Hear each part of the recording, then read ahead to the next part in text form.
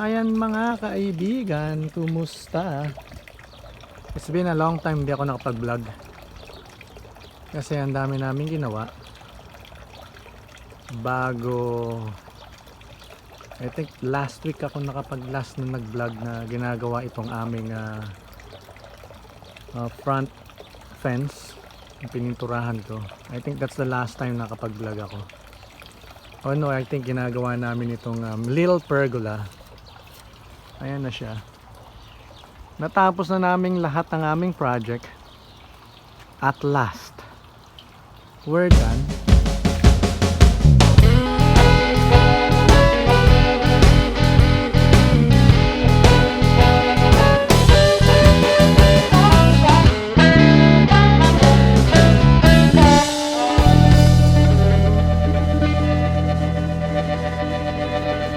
At last, we're done. Papakita ko sa inyo, itutur ko kayo yung mula noong kami nag-start noong fall, noong spring pa lang. Kung natatandaan ninyo, ito ay empty dahil nga palabas pa lang yung mga halaman noon, pero eto na sila ngayon. Look, ang kakapal na nila. That's probably 2 months ago. Kasi nag-i-start na akong is mga first week ng May, June, July. Yeah, it's been 2 months now mula nung inumpisahan kong mag garden. Nothing pa rito lahat. Ano pa lang sila, palabas pa lang yung mga dahon nila, yung mga buds nila. Pero eto na sila ngayon. Ganito na sila kakapal. Because we are officially summer. Mag-iisang buwan na kaming summer. Kaya ito na. Kaya ayan, ito na ang kinalabasan ng aming garden after that 2 months of preparations. Ito yung project ng aking asawa na Wishing Well Planters. Ito, nung itinanim ko to, maliliit pa yan. See? Siguro mga 1 month ago ito yung ginawa niya. Tinulungan ko lang siya niyan kasi yan ang mga projects niya. Tapos itong fence na to, idea niya rin yan. Sabay dito ko nilagay yung aking lamppost. Solar ito eh. Kaso I think kailangan ko na siyang buksan doon kasi may baterya rin pala to kahit solar. Kaya hindi na siya gumagana. One day I'll check it. Ayan yung fence dito naming inilagay dito sa may sulok ng bahay sa front yard. Yan yung aking rosemary.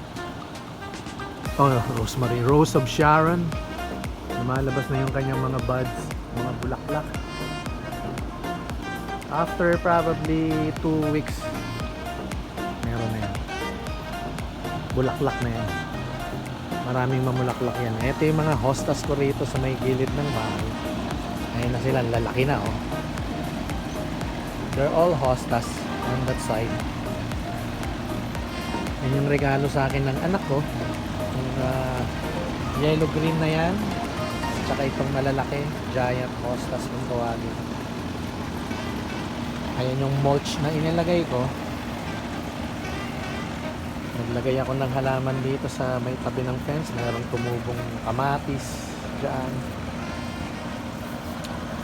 Ito yung mga hostas noon na palabas pa lang sila mga 2 months ago. Ayan yung mga nakapaligid dito sa aking walkway paakyat dyan sa may small patio or balcony sa front yard. Ayan, namumulaklak na nga sila. Puro bulaklak na. There. Ito yung aking Japanese maple leaf na red in color. Ayan, ang dami na niyang dahon. Hindi siya namumulaklak pero ang ganda ng kanyang dahon. Manipis. Kulay red in color. Ayan, gagala tayo rito. Ito yung mga itinambak nila na mga sobrang dirt or soil na galing dito sa pinaghukayan ng fence. Yan ko na lang pinatambak. Next year, tataniman ko siya ng halaman kasi hindi na ako pwede magtanim ng halaman yun. Late na. Hindi na tutubo. Kasi ang taniman ng mga halaman dito, it should be second week ng May. Yun yung springtime. Ayan, ito na yung front yard. Tapos nilagyan niya rito ng small garden bridge na kahoy. Binili lang namin niya sa Facebook mga 2 weeks ago. Sa marketplace. Nilagyan niya ng design dyan, yung mga napili niya ng mga statwa, maliliit. Siya na nag-design niya. Nilagyan niya ng mga pebbles sa gilid. Pati itong aming kanyang faucet fountain. Ayan. Tapos nilagay niya sa barrel. Kanyang project rin niya ng asawa ko. Ang patanggal ng stress, mga kaibigan. Imbis naman na nagmumukmo kami sa loob ng bahay at umiiyak. Ito na lang ang aming pinagagawa. While it's summer. Ayan. Kaya siya bumubula kasi nilagyan niya ng ng Lysol. Para hindi siya magkaroon ng kiti-kiti or dirt. Para for lang naman. Para hindi laging palit ng tubig. Yung iba nag-advise vinegar daw. Doesn't matter as long na wala namang titikim yan or walang iinom. That's fine. It's safe. Yung old or vintage na water pump. Binili rin namin sa Facebook sa marketplace. Talagang original siya, vintage siya, talagang ginamit siya na paano talaga. Ginamit nila nung unang panahon according to sa pinagbilan namin. Ito ngayon yung front dito sa may door. Ito yung kinunan ko noon na wala pa talagang halaman. Ito na sila. Napakalago na. So I need to water them every day sa sobrang init. Kaya didilig ako sometimes 7 o'clock in the evening.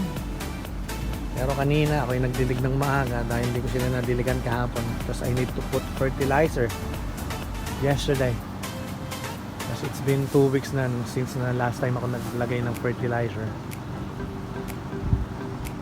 Ayan, Miracle Growth ang nilalagay ko. Ayan, ito may bulaklak na. Pasensya na, hindi ko alam ang pangalan. Mayroong magandang bulaklak yan. Kulay white in color. Ito yung aking hydrangea. Hanggang ngayon, hindi pa rin namumulaklak. Puro lang siya, dahon. Kakapal na ng dahon niya. Meron akong nakitang isang bulaklak na lumalabas dito. Pero, that's it. Ganda pa ng kulay kasi nito eh. This is purple in color.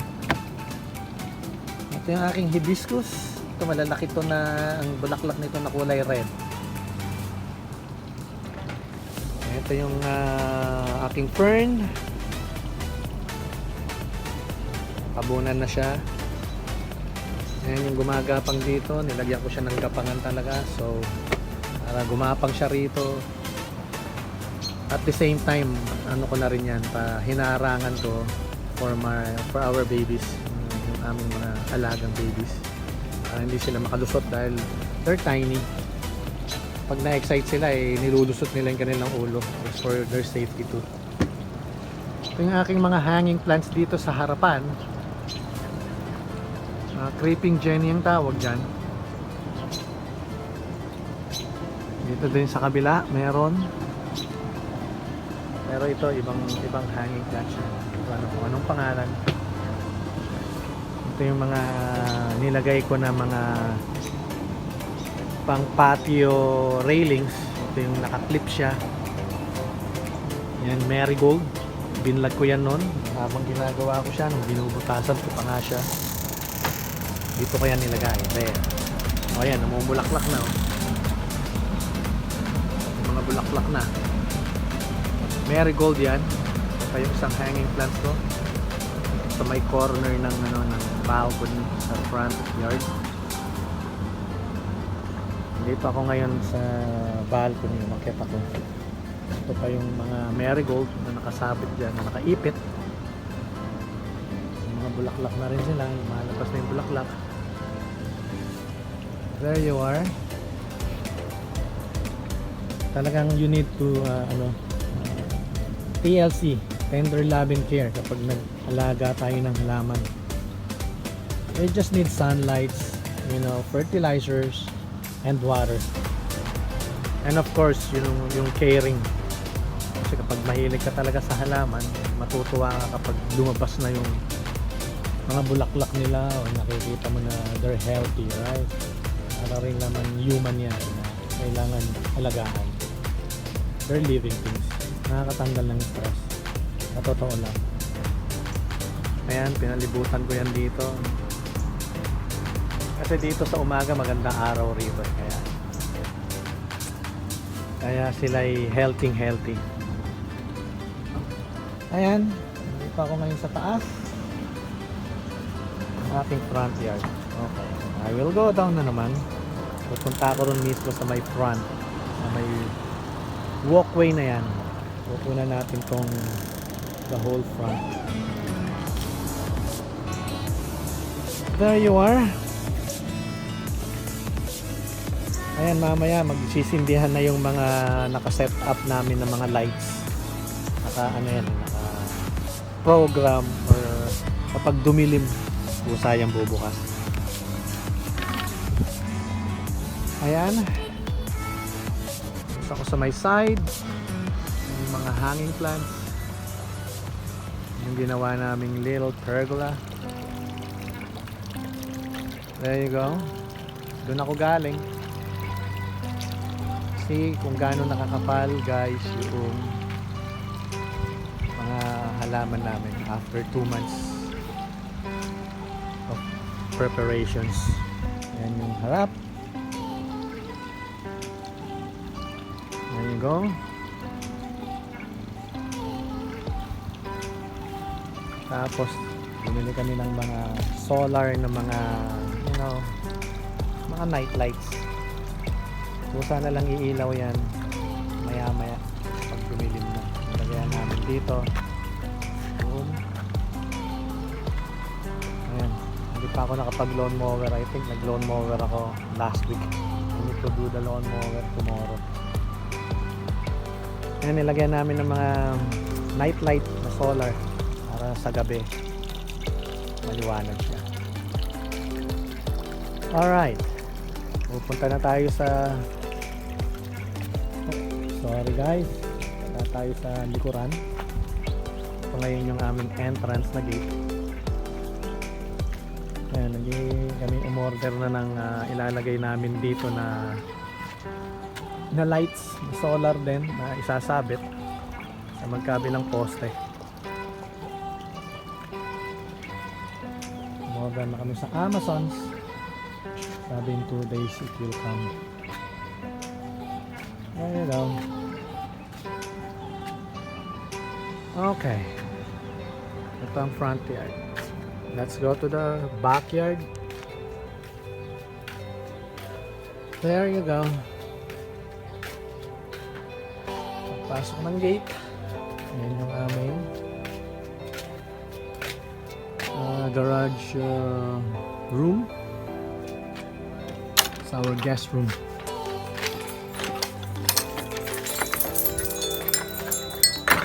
Ayan yung mga babies ko. There you are.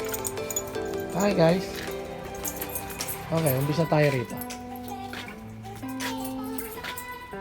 Ayan yung garage room namin kung tawagin.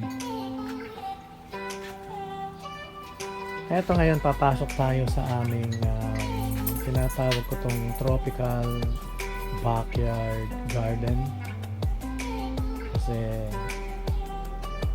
mostly yung mga pinagbibili ko rito ng mga plants, tropical plants. Hindi naman lahat, pero I wanna call it tropical garden. Mas gusto ko kasi para akong nasa Pilipinas lang. Ayan, meron ng talahib rito, see? Pero dito sa Canada, that's sa plants. Sa atin, damo lang yan. Ayan. Ito yung mga hostas noon na maliliit. Ang kakapal na nila ngayon. Nilagyan ko ng design dito na butterfly. Sinabitan ko ng mga plants dyan. Ayan, medyo nalalanta na nga sila. Ayan. Meron pang sun dyan. Na design. Hanging plants din dito. Eto, yung nilagyan ko ng binudburan ko ng halaman nito noon. Ng seeds. Ito lang ang lumabas. Ayan guys. Petunia yata yun. Yung sinabi ko noon na seeds. There you go. Ito yung hostas dito sa may gilid ng actually yung dalawang bintanang yan sa loob niyan, that's our formal dining. Ayan.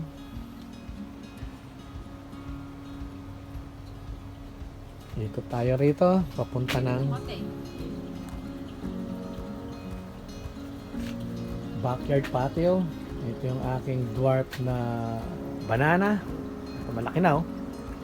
Nilagay ko dito sa malaking pots. Medyo mataas na pots.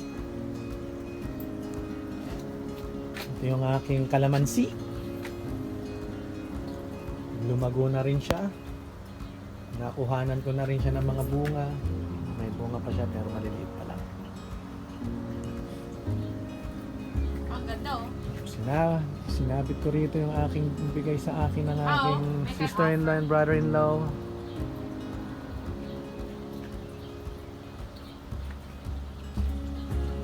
Hang on a second, mom. Ayan, mga gumagapang yan. Yan yung parang nandun din sa harapan na hinang ko. Ito, corkscrew kung tawagin. Puno yan, pero nilagay ko lang sa isang pots para hindi lumaki. Mataas na puno yan. Ayan, meron ding hanging plants dyan. Pag-akyat ko ng aking small patio sa backyard. There you go. Ito, hindi ko na pininturahan talaga kasi sabi ko, kapag pininturahan ko, nirenovate ko na naman siya, retouch ko, at tanggalin ko na naman lahat ng gamit dito. And sabi ko, next year na lang. Pagpa summer na lang ulit. There's my babies. They wanna go inside. Ito yung aming formal dining. Mapasok muna sila. Ayan, paglabas mo yan, ito meron akong maliit na planters. Ayan siya. Lagyan ko siya ng iba't ibang magagandang pots. Simula tayo rito. Gumagapang na creeping Jenny. Tapos ito, I don't know their names. There. Tapos meron din dyan.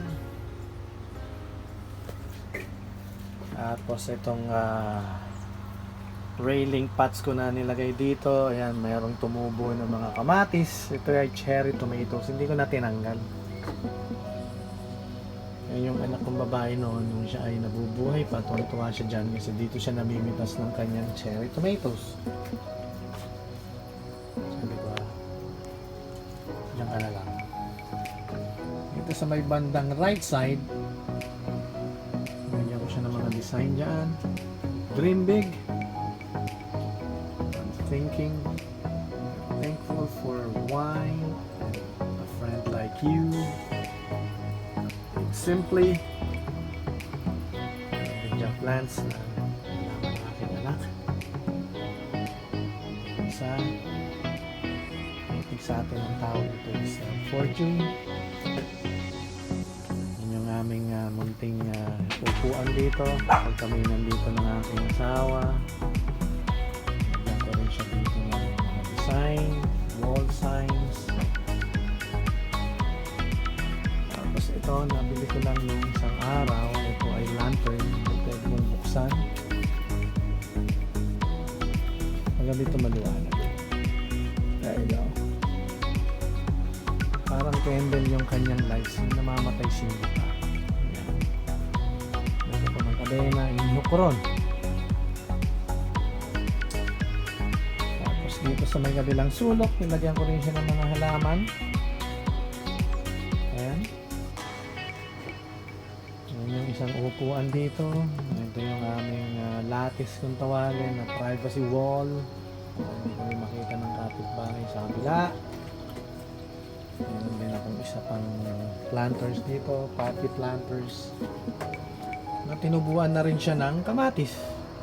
Hindi ko na rin siya tinanggal. Yan na lang siya. Meron din ako ditong empty bird cage for design only. Ano ko mag-alaga ng iwan na nakatulong. Ayan, itong mga bulaklak na to, that's clematis. There you go.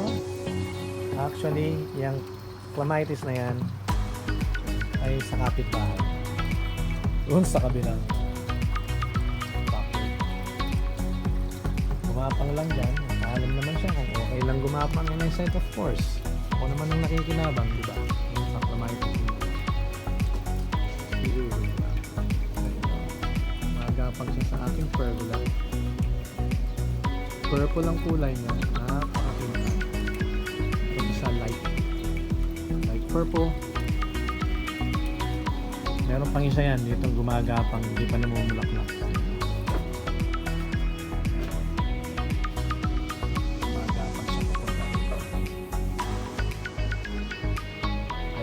Ako ang swerte. Ito yung aming bamboo na privacy wall. Ito yung fountain ng aking asawa na kanyang project ulit. Kasi nakaka-relax yung tunog nung agos ng tubig. Lagyan niya ng mga pebbles doon. Ito naririnig niyo guys yung tunog. Relaxing. Alam niyo yung mga design dyan sa front. Ito yung aking bamboo. Nabili noon mga 1 month ago. Ang laki-laki na niya. Taas niya. Bilis niyang lumago eh. Yun yung ginawa ng aking asawa na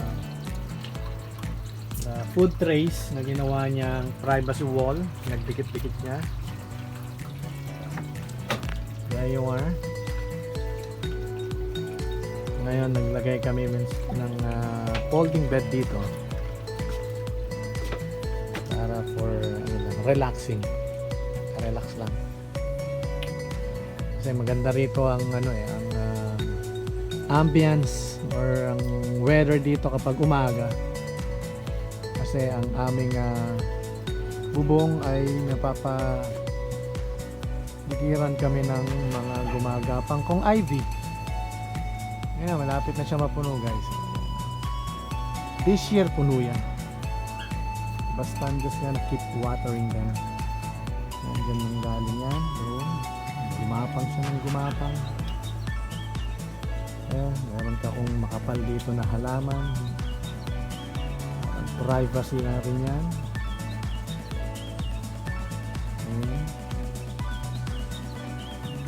Nakikita niyo yung bubong ron. That's my barbecue stand. Ayan. Ang aking waswit ay busy.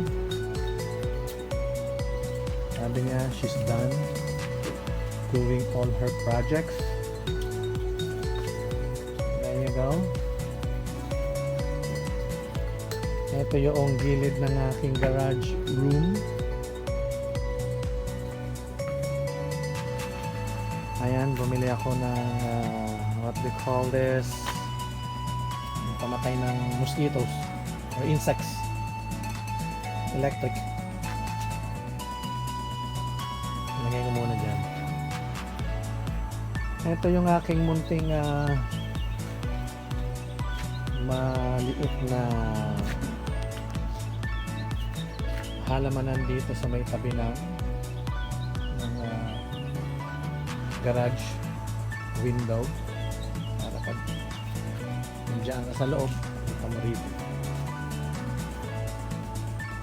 Ito yung ginawa naming pang ano lang, pang support or for sunlights para hindi siya pumasok doon kasi mainit dito tuwing hapon. Kaya nilagyan ko siya ng, that's a hammock, that's a duyan. Parang inano lang namin. Hindi naman na kasi ginagamit. Ayan. May gumagapang kong ID na papunta roon. Ito gumagapang na nga siya dito. Napuno yan dyan. Maganda yan. There you go. Yan na siya. Pinrim ko lang siya kahapon. Kaya medyo maganda siya. Kapal. Kapal. Actually guys, it's 8 o'clock in the evening na. Okay? Hindi na siya masyadong mainit. Nasa 25 degrees kami yan. There you go. Ito yung aking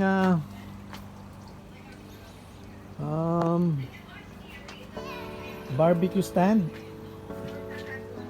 Dito medyo magulo rito kasi minsan dito ko nilalagay yung aking mga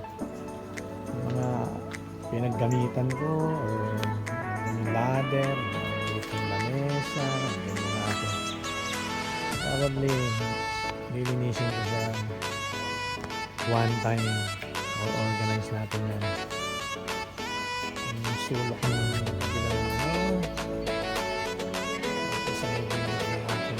ito na yung aming apple na red, green apple. Malaki na ng bunga niya. Marami na siyang bunga. Napakababa lang yan.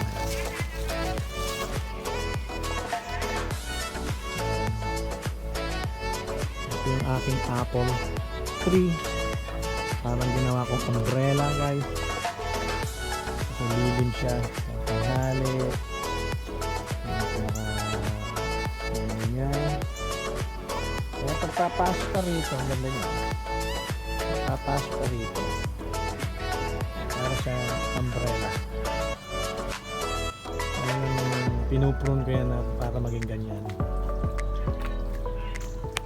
Ito tayo rito sa may pinuno namin ng pebbles. Meron akong maliit na wagon dito. There. Nilagyan ko ng mga vegetables plants ko. Tapos lang ko nilagay yung wagon na wheels. Just for design. Meron lang akong bunga ng kamatis. Nag-iisa. Tapos ito, pepper yan. Sa pepper. Malalaking pepper, bell pepper. Meron akong talong, eggplants.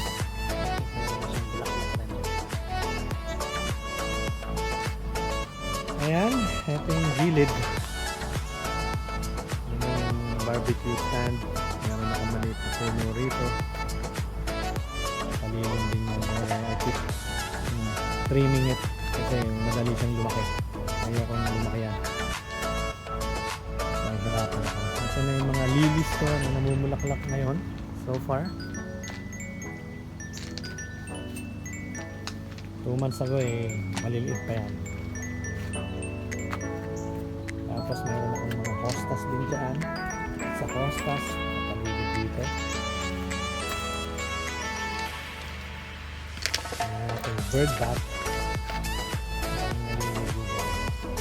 Bird. So nahuhuli ko sila. Keep watching them. Ito kapit-bahay nito guys. Pilipino rin ang nakatira. Ayan. Yung aking lion, nakabunan na siya. Aking bibi. goose. Black goose. Another clippings yan here.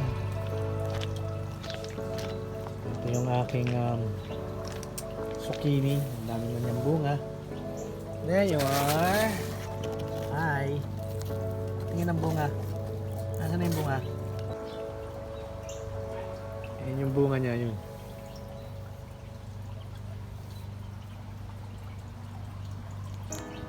Tapos mayroon pang isang zucchini rin doon. Marami rin bunga yun, 5 piraso yata. Ito rin 5. Yun yung aking bed raised garden. And of course, ito yung aking tulay, yung garden bridge. Ito na yan nilagay.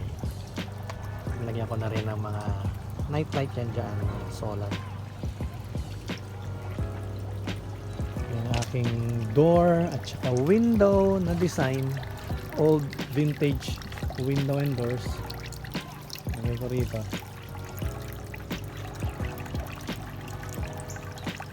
Tapos ito yung aking fountain na inilipat ko just recently, 2 weeks ago. Dito mas okay siya kasi maraming umiinom ng ibon dyan at saka maraming naliligong ibon. Nilagyan ko ng mga halaman dyan sa harap. There. Ito yung aking dead tree na cherry. Ayan, nalalago na ng mga halaman niya. Lagyan ko na rin siya ng solar na ilaw sa gabi. Para sa gabi. Sisindihan mama. That's solar. Ayan, pinuno ko siya ng halaman. And it's good. It's nice. Nakakatuwa. Nakakatanggal ng stress. Ito yung clematis na itinanim ko a month ago. Ayan na siya. Dyan dyan, yan yung bulaklak niya. Ang ganda ng bulaklak niya, just like red in color. Is that red? Or fuchsia? Yan yung solar na ilaw. Kumukuha siya ng power sa sun. Ang ganda ng bulaklak niya. Meron akong bird feeder dyan. Tapos dito pa sa kabila ay yung mga bulaklak. See? Wow. Beautiful. I love it. Layo tayo. Dito natin sa makikita. Sa mapa. There we go. There you go. Ito yung mga upuan namin. Hindi ko na tinatanggal yung mga cushion niya. Kapag umuulan, mahugasan siya. That's fine. At least nalalaban siya. Ano naman yan madaling matuyo. Yung aming fire pit. Palibot dyan. Yung mga upuan. Ito, hindi ko pa nailalagay itong ilaw na to. I'm planning to put it here sa backyard para meron pang maganda konting ilaw pa. Ito yung aming umbrella na binubuksan lang namin ito kapag masyadong mainit o kapag nag-i-stay kami rito dito sa may fire pit. Okay, ako'y pupunta rito sa aking tulay. Let's go. Punta tayo dito sa likuran nito. There you go. Ito yung aking munting greenhouse. Dito ko sila pinapalago. Pag okay na sila, pwede na silang ilabas. Kinukuha ko na sila. Ito kasi ay pinagapangan ko ng wisteria na mahalaman. Wisteria yan. Yung pinaka yung branch niya. Nagapag siya. So, paano siya pumuluto.